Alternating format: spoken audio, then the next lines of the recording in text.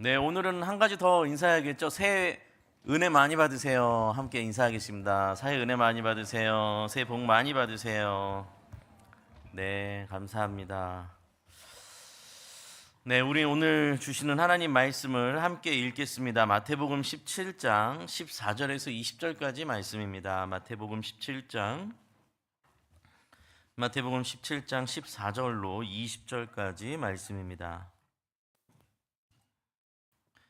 제가 가진 성경책은 신약 성경 29쪽입니다. 마태복음 17장 14절에서 20절 말씀 다 찾으셨으면 한 절씩 교독하고 20절은 함께 읽겠습니다. 제가 먼저 14절 말씀 봉독합니다. 그들이 무리에게 이르매 한 사람이 예수께 와서 꿇어 엎드려 이르되 주여, 내 아들을 불쌍히 여기소서. 그가 간질로 심히 고생하여 자주 불에도 넘어지며 물에도 넘어지는지라. 내가 주의 제자들에게 데리고 왔으나 능히 고치지 못하더이다. 예수께서 대답하여 이르시되 믿음이 없고 패역한 세대여, 내가 얼마나 너희와 함께 있으며 얼마나 너희에게 참으리요. 그를 이리로 데려오라 하시니라. 이에 예수께서 꾸짖으시니 귀신이 나가고 아이가 그때부터 나으니라. 이때 제자들이 조용히 예수께 나와 이르되 우리는 어찌하여 쫓아내지 못하였나이까. 함께 있습니다. 이르시되 너희 믿음이 작은 까닭이니라. 진실로 너희에게 이르노니 만일 너희에게 믿음이 겨자씨 한 알만큼만 있어도 이 산을 명하여 여기서 저기로 옮겨지라 하면 옮겨질 것이요 또 너희가 못할 것이 없으리라. 아멘. 아멘. 네, 민족 최대의 명절 또 설 연휴에 우리 함께 모여서 예배드릴 수 있음을 참으로 감사드립니다. 새해를 또 시작하면서 마음을 가다듬고 올 한 해 하나님의 은혜 가운데 하나님의 뜻을 잘 헤아리면서 순종하면서 가도록 애쓰시는 저와 우리 사랑하는 시흥평안교회 되기를 간절히 소원합니다. 오늘 우리는 마태복음 16장의 베드로의 고백과 그 고백 위에 예수님께서 교회를 약속하시는 장면 이후에 일어나는 일들을 계속 읽고 있습니다. 예수님은 베드로의 그 고백 위에 예수님의 교회를 몸된 교회를 세우시겠다고 약속하셨죠. 굉장한 순간입니다. 그러나 바로 그 뒤에 나오는 장면은 예수님께서 고난과 죽임 당하실 것을 제자들에게 비로소 말씀하시기 시작하셨고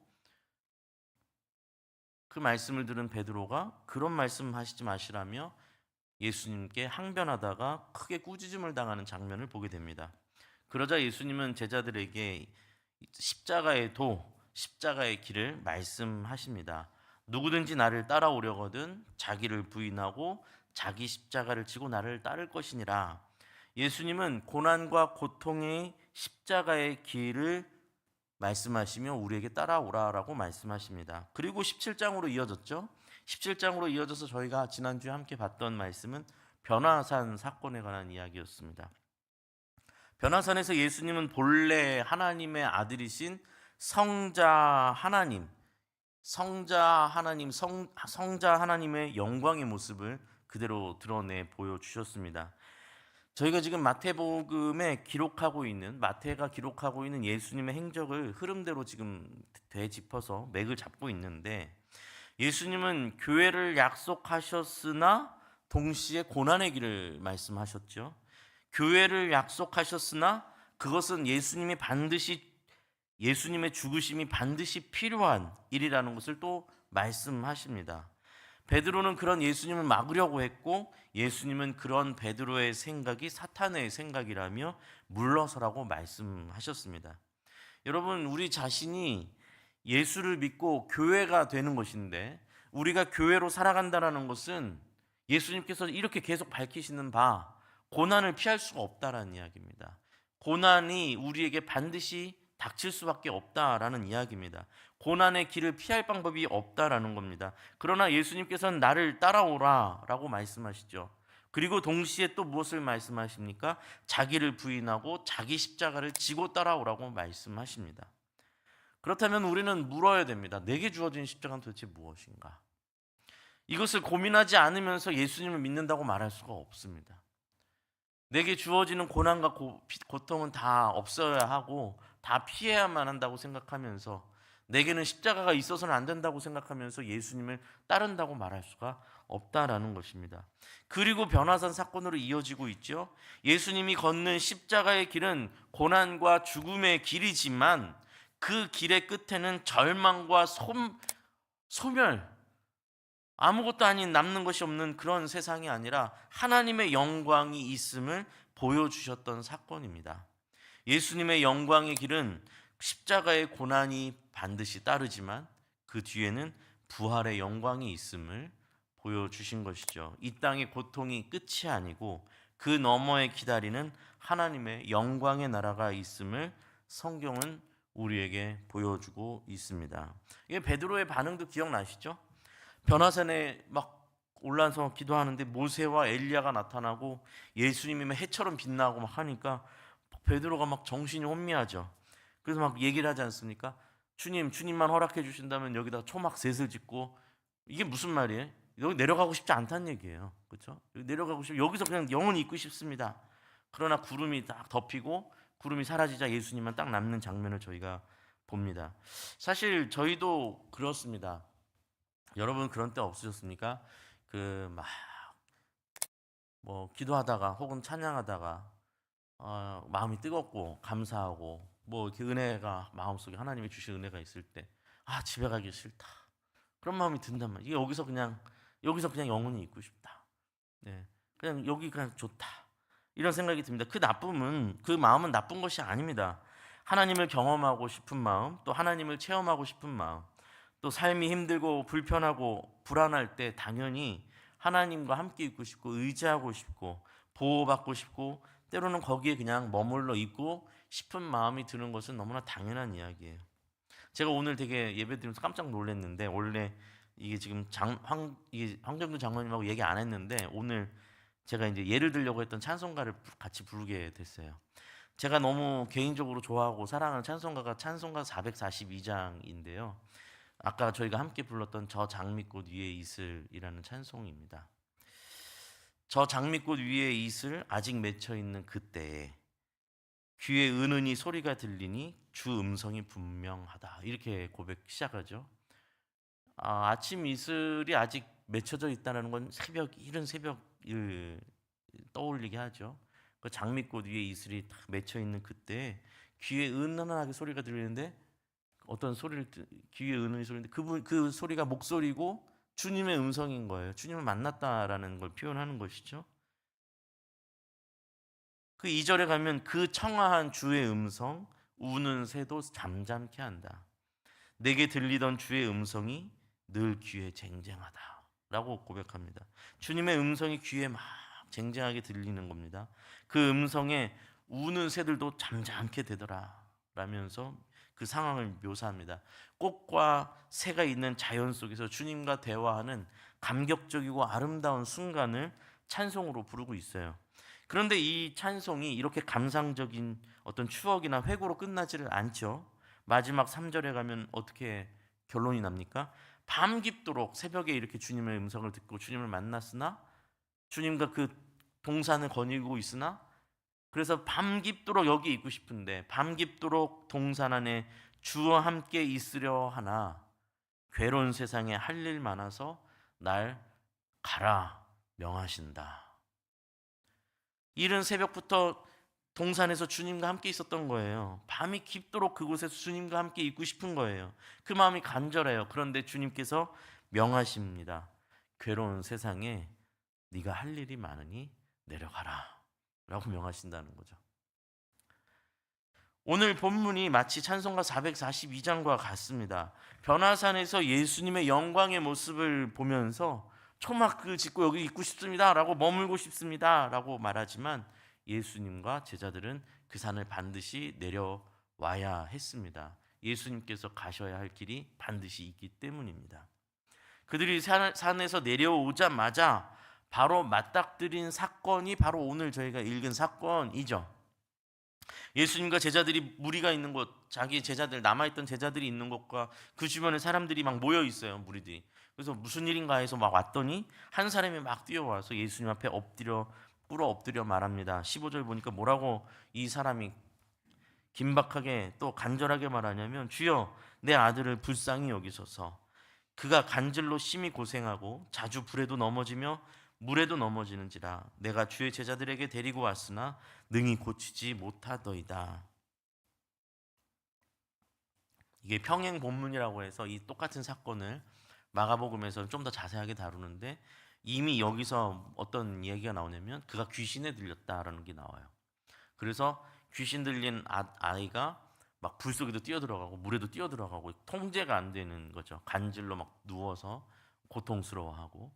근데 제자들에게 데려온 거예요. 그러니까 원래 예수님께 데려왔겠죠, 처음에는. 예수님께 데려왔는데 예수님 안 계셔요. 그리고 제자들만 남아 있어요. 그 제자들이 그 당시에는 예수님께서 권능을 주셔서 제자들이 막 사람들을 고치기도 하고 병을 치유하고 귀신을 쫓아내던 때였거든요. 그러니까 제자들이 하겠지 했는데 제자들이 이상하게 기도를 해도 안 쫓겨나고 그 상태가 변화가 없는 거죠. 그때 예수님께서 산에서 내려오시는 걸 보고 이 아버지가 달려와서 지금 이 이야기를 하는 겁니다. 그러자 예수님께서 17절에 탄식하면서 말씀하십니다. 믿음이 없고 패역한 세대여, 내가 얼마나 너희와 함께 있으며 얼마나 너희에게 참으리요. 그를 이리로 데려오라 라고 말씀하십니다. 이 말씀은 얼핏 읽으면 굉장히 약간 우리 관점에서 봤을 때는 짜증내는 것처럼 느껴지거든요. 아유 진짜 내가 언제까지는, 이게 아니고 탄식의 음성이에요. 탄식의 음성. 이 말씀 자체가, 예수님께서 하신 말씀 자체가 구약의 성경 속에, 역사 속에 하나님께서 탄식하면서 하시는 말씀을 그대로 인용하듯이 가져온 말씀들이에요. 신명기 32장 5절에 가면 하나님께서 이집트에서 구원하여 광야로 이끄셨는데 이스라엘 백성을 출애굽시키셨잖아요. 그러나 그들이 광야에서 끊임없이 또 하나님을 배반하고 등지는 이 사건들이 반복될 때 그 이스라엘을 지칭하여 표현한 말씀을 그대로 가져왔어요. 신명기 32장에 뭐라고 표현하면, 그들은 이스라엘, 저들을 말하는 거죠. 이스라엘은 흠이 있고 삐뚤어진 세대다라고 번역을 했는데 같은 내용이에요. 흠 있고 삐뚤어져 있는 세대다. 그리고 또 구약의 역사 속에서 이스라엘이 끊임없이 하나님을 반역하고 우상을 섬기고 돌아설 때 하나님께서 이스라엘을 향해서 선지자들을 통해서 하시는 한탄의 말씀이 뭐가 있냐면 내가 언제까지 참으랴, 이 말씀을 계속 하시거든요. 이 두 말씀이 연결되어서 이 믿음이 없고 패역한 세대여, 내가 얼마나 너희와 함께 있으며 얼마나 너희를 참으리요 라고 하시는 말씀을 예수님께서 하시는 겁니다. 근데 이 표현이요, 가만히 또 보면 이 표현이 예수님 자신을, 이 탄식 자체가요, 예수님 자신을 하나님과 동일선상에서 표현하고 있다라는 것도 보여요. 그렇죠? 예수님께서 십자가에 가까이 가실수록, 십자가의 날을 가까이 가실수록 예수님 자신이 누구시며 하나님의 뜻이, 이 땅에 예수님을 보내신 뜻이 무엇인지를 점점 더 선명하게 드러내고 계세요. 물론 그것을 지금 알아보고 알아듣는 사람이 없어요. 이때 당시에 하나님께서 구름 기둥 불 기둥으로 막 인도하시고 만나와 메추라기로 먹이심에도 불구하고 하나님을 의심하고 또 돌아섰던 구약의 이스라엘처럼, 그 당시에 그 세대처럼 예수님께서 이 땅에 오셔서 하나님 나라를 보여주시고 하나님의 역사를 드러내시고 제자들과 함께 하시면서 하나님의 뜻을 보여주시는데 그들은 여전히 예수님을 알아보지도 못하고 십자가의 날은 가까이 옴에도 불구하고 예수님을 이해하지도 못하고 있고 예수님을 제대로 따라오지 못하고 있음을 예수님께서 탄식하며 제자들과 이 세대를 향해서 예수님께서 탄식의 말씀을 하시는 거예요. 변화산에서 세상으로 내려온 제자들에게 맞닥뜨린 이 현실은 그야말로 고통이 난무하는 현실이고 그 속에서 헤매고 있는 제자들의 모습을 저희가 보게 되는 겁니다. 예수님께서 탄식하실 안타까운 모습, 또 그렇게 매섭게 몰아치는 세상의 현실, 그것이 변화산 아래의 세상의 모습이었습니다. 예, 그렇죠. 저희가 아까도 말씀드렸던 것처럼 저희가 한때는 제가 어렸을 때는, 제 기억에는 제가 어렸을 때는 저희 부모님 따라서 많이 교회에서 따라다녔는데, 하여튼 그때는 제 기억에 밤에 교회 봉고차 막, 그때는 또 15인승이 많았죠. 15인승 우르르 타고 금요일 밤에 어리니까 잘 몰랐던 어디 한월산 기도원, 또 무슨 기도원 한때는 제 기억에 한때는 전국에 있는 기도원을 다 가는 것처럼 느껴질 정도로 밤에 가면 아시죠? 기억나시죠? 봉고차에서 내리자마자 그 기도원 밖에서 들리는 북소리, 쿵쿵쿵쿵 소리가 들리면 이게 뭐지 하면서 어린애 들어가면 뜨겁게 기도하다. 근데 세대가 조금 지나고 제가 성장하니까 또 한국 교회에는 또 찬양 집회가 엄청 불었죠. 그래서 많았죠. 대표적으로 경배와 찬양, 주 찬양 이런 그래서 목요일 집회, 화요일 집회 이런 데 열심히 저도 다녔습니다. 예. 거기 있으면 아까도 말씀드린 것처럼 여기 집에 가기 싫어요. 여기 있고 싶어요. 근데 집에 오면 바로 뭐가 있습니까? 시험이 있죠. 바로 시험이 있습니다. 집에 가고 싶지 않다. 그런 거죠. 거기서 뜨겁고 세상을 이길 것 같은 믿음이 마음속에 불같이 일어난 것 같은데 집에 오자마자 확 짜증나고 바로 그런 연약한 내 모습도 마주하게 되고 그렇죠? 그래서 많이 들었던 표현 중에 하나가 제 주변이나 어른들이나 저도 비롯해서 은혜 실컷 받고 왔더니 다 떨어뜨린다 이런 표현들 하고 했던 기억이 납니다. 변화산에서 세상으로 내려온 제자들의 맞닥뜨린 현실이 그러합니다.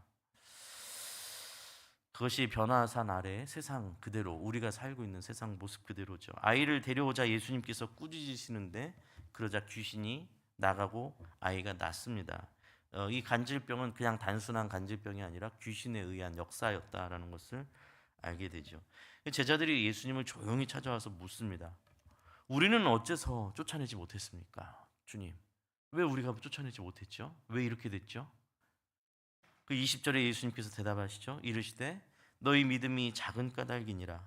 진실로 너희에게 이르노니 만일 너희에게 믿음이 겨자씨 한 알만큼만 있어도 이 산을 명하여 여기서 저기로 옮겨지라 하면 옮겨질 것이요 또 너희가 못할 것이 없으리라 라고 말씀하십니다.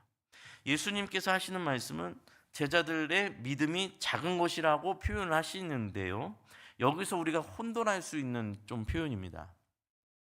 왜냐하면 이렇게 표현하시니까 믿음이 작아서 그랬구나 라고 이해하기가 쉬워요. 그렇죠? 예수님 그렇게 표현하시니까 너에게 믿음이 작은 까닭이라. 믿음이 컸다면 우리 믿음이 저 산만한 믿음이 있었다면 이 일이 됐는데 우리 믿음이 너무 작아서 안 됐구나. 아니요, 본질이 그렇지 않습니다. 왜냐하면 예수님께서 그 뒤에 뭐라고 말씀하시냐면 진실로 너희에게 이르노니 만일 너희에게 믿음이 겨자씨 한 알만큼만 있었어도 이런 일은 일어나지 않았다 이렇게 말씀하시잖아요. 겨자씨라는 게 요 점 하나 딱 찍은 것만은 작은 거의 뭐죠? 깨소금 하나 정도의 크기도 되지 않는 작은 겨자씨 한 알이란 말이죠.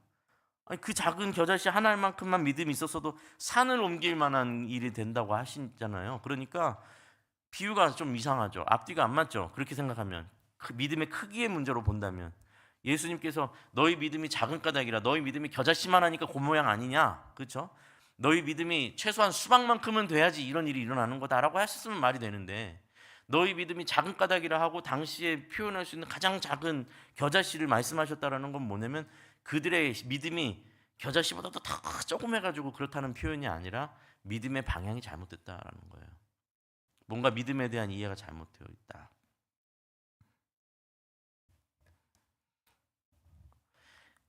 지금 저희가 읽고 있는 이 예수님의 행적에 대한 흐름을 제가 계속 반복해서 확인시켜드리고 다시 말씀을 하고 있죠. 이 본문이 딱 끝나고요, 이 말씀이 끝나고 나서 저희가 오늘 읽지 않았지만 22절 바로 뒤에 나오는 22절 23절 말씀을 보면 갈릴리에 모일 때 예수께서 제자들에게 이르시되 인자가 장차 사람들의 손에 넘겨져 죽임을 당하고 제3일에 살아나리라 하시니 제자들이 매우 근심하니라. 이 말씀을 또 하세요. 자, 그러니까 다시 한번 여러분 마지막으로 제가 조금 흐름을 잡아드리면 베드로의 고백 뒤에 베드로의 실패가 나와요. 그렇죠? 베드로의 고백이 예수의 주는 그리스도시요 살아계신 하나님의 아들입니다라는 베드로의 엄청난 고백 뒤에 베드로의 바로 실패, 꾸짖음이 있어요. 그리고 나선 베드로의 실패 뒤에 예수님께서 십자가의 길을 말씀하세요. 그죠? 그리고 변화사의 영광을 보게 되죠. 변화사의 영광 뒤에 제자들의 실패가 나와요. 그리고 또 그 뒤에 뭘 말씀하세요? 십자가의 길을 또 말씀하세요. 이렇게 대비되는 구조로 계속 가고 있어요. 그리고 제자들의 반응이 뭐예요? 23절에 제자들이 매우 근심하더라 라고 하고 있습니다. 예수님께서 분명하게 예수님이 오신 이유와 목적과 길, 가야 될 길과 방향을 계속 분명하게 말씀하시고 그것을 이해 못해서 실패하는 이 제자들을 계속해서 드러내시는데 그들은 또 예수님의 말씀에 근심하고 있습니다. 못 알아듣고 있죠. 이제 명절을 맞이하여서 모두는 아니겠지만 대체로 가족 모임들을 이제 많이 하게 됩니다. 가족들이 모인다라는 것은 아마 이제 주말에 움직이지 않으셔서 여기 계신 분들이라면 아마 이제 오늘부터 수요일 사이에 가족 모임을 많이들 하실 거라고 생각이 되는데요. 가족들이 모인다는 것은 매우 기쁜 일이고 감사한 일이죠. 그렇지 않을 수 없죠. 그런데 또 동시에 냉정하게 보면 현실은 아주 어려울 때가 많습니다. 그렇죠? 형제지간이라 할지라도 묵은 감정들이 막 쌓여 있는 경우들도 많습니다. 여성들, 물론 여성들만으로 제가 국한할 수는 없지만 음식 준비하는 것부터 스트레스가 됩니다. 누구는 사 먹자 파도 있고, 누구는 그래도 음식을 명절인데 해 먹어야 되지 않냐라는 파가 있고, 누구는 전을 부쳐 먹어야 된다는 파가 있고, 누구는 전이 뭐가 그렇게 필요하냐는 파도 있고요. 장을 동서가 볼래 내가 볼래부터 시작해서 좀 비싸게 샀네 이 말 한마디에 또 마음이 긁히죠. 온갖 지뢰가 막 넘쳐납니다. 명절 한번 지내려면 온갖 지뢰가 넘쳐납니다. 좋게 말할 수 있는 것도 괜히 한번 꼬아서 말하는 게 마음 상하고, 만날 때는 기분 좋은데 헤어질 때는 뭔가 씁쓸한 마음이 막 일어납니다. 또 사는 형편이 서로 비교하면서 명절 끝나고 괜히 부부싸움도 막 하기도 합니다. 젊은 사람들은 젊은 사람들대로 스트레스를 받습니다. 너는 언제 결혼할래? 이런 얘기하고, 너 아직도 취업이 안 됐니? 이런 말하고. 그러니까 젊은 사람들은 명절 되면 도망갑니다. 여러분 환영받고 싶으시면 아무 말씀 안 하셔야 돼요. 입시생한테 너는 대학 어디로 정했니? 이런 얘기 하시면 안 됩니다. 그 미움받는 거예요. 미움받는 거. 근데 이미 하고 있죠, 많이들. 그래서 상처를 주기도 하고 상처를 또 받습니다. 가족이라서 편한 것도 있지만 가족이라서 더 남들에게 말할 수 없는 더 피곤한 일들이 사실 많습니다. 러시아 대문호의 도스토옙스키라는 이 사람이 이런 말을 남겼습니다. 온 인류를 사랑하는 것은 쉬운 일이다. 그러나 내 곁에 이웃 한 사람을 사랑하는 일은 너무나 어려운 일이다. 온 인류를 사랑하는 건 쉬운 말이에요. 그런데 내 곁에 있는 이웃 한 사람을 사랑한다는 것은 너무나 어려운 일이다라는 거죠. 세계 평화를 말하고 사회 정의를 부르짖고 정치적 투쟁과 싸움을 하는 일 또한 귀한 일입니다. 그것이 당연히 필요하죠. 그런데 사실은 더 중요한 일들이 선행되어야 합니다. 내 곁에 있는 사람과의 정의, 내 곁에 있는 사람과의 평화, 사랑과 신뢰가 회복되고 이루어지는 일이 더 우선되어야 한다는 겁니다. 그게 더 어려운 일이에요. 그렇죠? 어려운 걸 우리는 보통 어려운 거를 직면하기 싫어서 더 큰 명분을 가지고 와서 어려운 일들을 실패하는 이유로 뒤집어 씌우려고 합니다. 그렇죠? 다 너 잘 되라고 하는 말이지. 기껏 상처 다 줘놓고 나서 다 당신 위해서 하는 말 아니야? 이렇게 하면서, 그렇죠? 내가 이런 말까지는 안 하려고 하는데 당신 생각해서 하는 말이야. 하지 말아야죠. 꼭 그렇게 해서 상대방 마음을 긁어놓고, 그렇죠? 우리는 모두가 변화산 위에 있고 싶어 합니다. 그러나 예수님은 괴로운 세상에 할 일 많으니 내려가라고 명하십니다. 현실 속으로 들어가라는 말이에요. 너가 서 있는 그 땅은 내가 보낸 곳이라는 말씀이에요.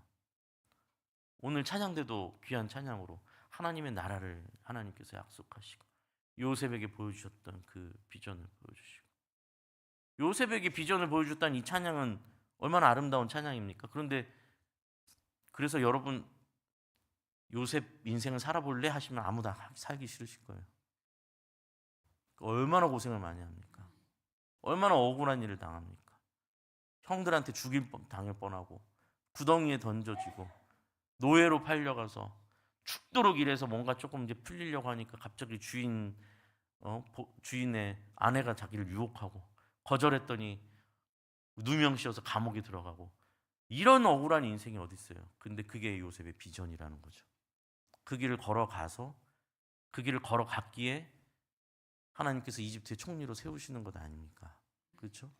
그거는 빼먹고 총리 자리만 꿈꾸면서 비전을 노래했다면 그건 잘못된 거겠죠.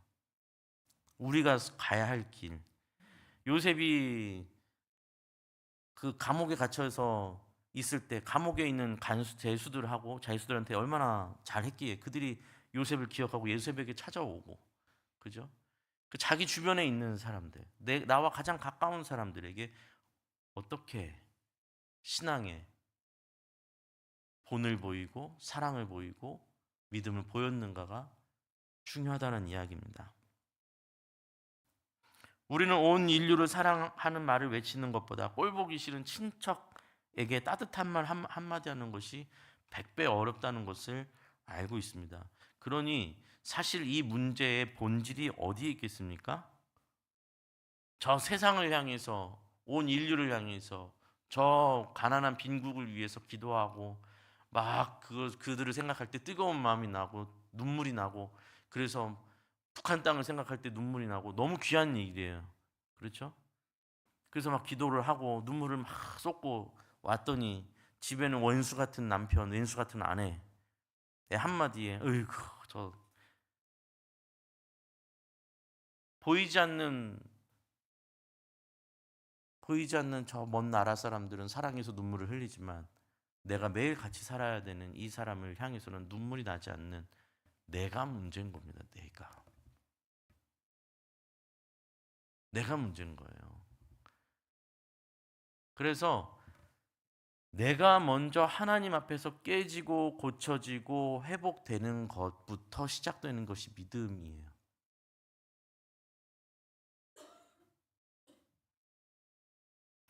세상을 바꾸는 일의 가장 근본은 어디에 있냐면 바로 나라는 존재가 하나님 앞에서 바뀌는 것부터 시작이 되어야 됩니다. 그것 없이 무슨 거창한 말을 하고 거룩한 말을 아무리 해봐야 다 소용없는 이야기입니다. 그 사람에겐 기호일 뿐이에요. 상황만 바뀌면 허물어지는 모래 위에 지은 집과 같은 거예요.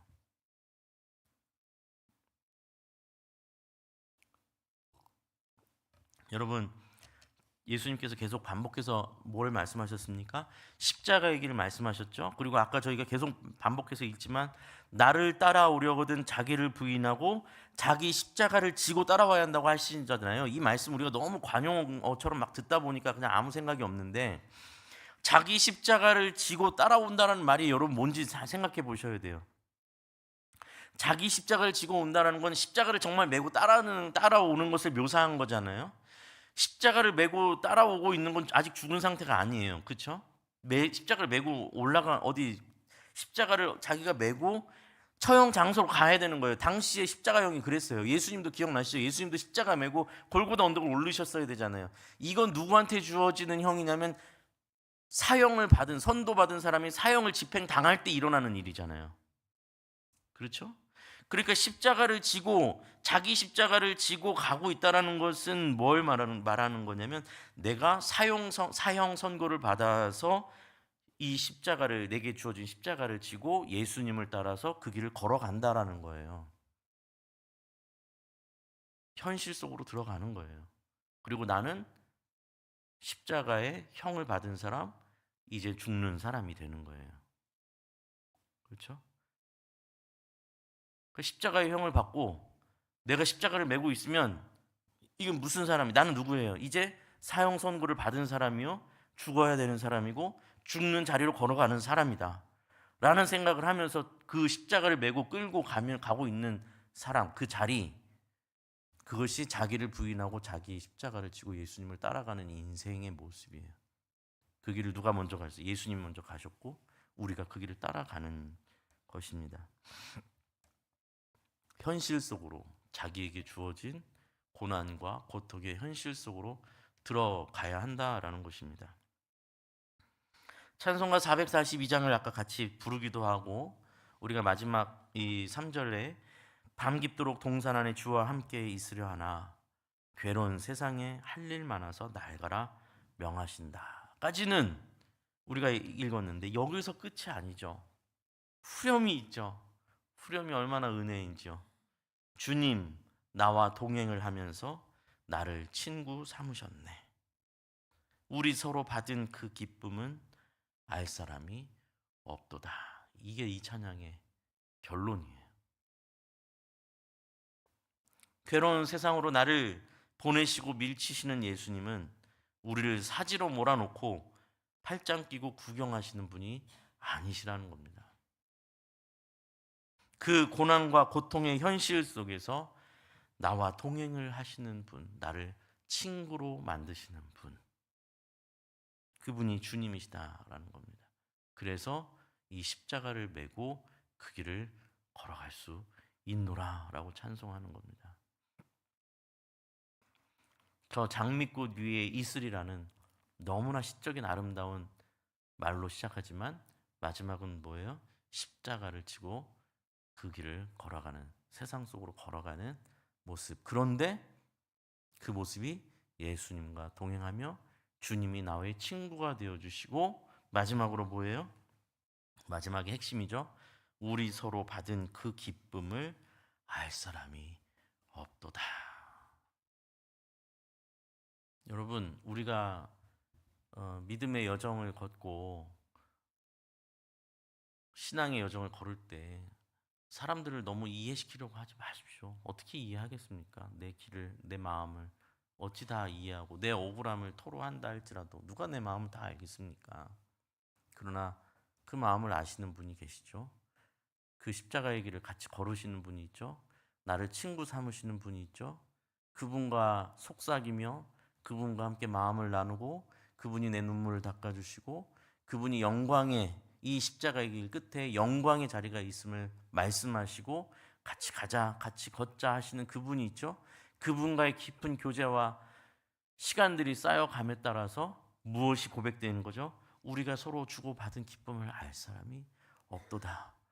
남들은 내게 미련하다 말할 수 있고 남들은 너는 십자가를 지고 그 비참한 길을 걸어가는구나라고 손가락질 할지 모르지만 우리는 그렇게 얘기하지 않습니다. 너희는 몰라.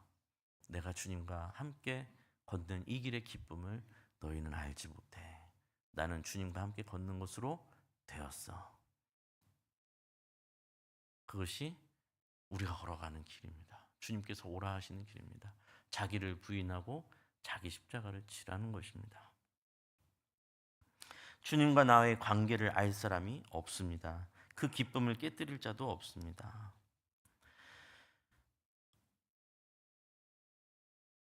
세상 그 무엇도 주님과 나의 이 기쁨을 깨뜨릴 수가 없기에 우리는 현실을 이겨나갈 수 있습니다. 이제 다시 처음으로 돌아와서 명절이 시작되었습니다. 네, 이 명절 기간만 해도 벌써 많은 시험거리가 있습니다. 사람하고 대화하지 마시고 주님과 대화하십시오. 한마디 하고 싶은 것 참으십시오. 참으십시오. 네. 그들에게 똑같이 대하지 마십시오. 네. 주님이 있지 않습니까? 주님과 우리는 기쁨을 나누지 않습니까? 누가 알아주지 않는다고 억울해하지 마십시오. 맨날 밥상은 같이 차려놓고 밥상도 내가 차리고 설거지도 내가 하냐? 응? 어디 설거지하다 맨날 도망가고 사라지고 아파트 사라져서 가서 보면 방에 누워있고 얼마나 얄미운지 세상에. 그 1년에 한 번이에요. 2번일 수도 있겠군요. 주님과 함께 동행하십시오. 우리 인생에도 수많은 고난과 어려움이 있겠지만 우리에게 주신 십자가와 그 뒤에 있는 영광을 바라보면서 하루하루 견뎌내고 이겨나가는 저와 여기 계신 우리 사랑하는 우리 시흥평안교회 성도님 되시기를 간절히 소원합니다. 우리 함께 일어서서 같이 찬양하고 기도하겠습니다.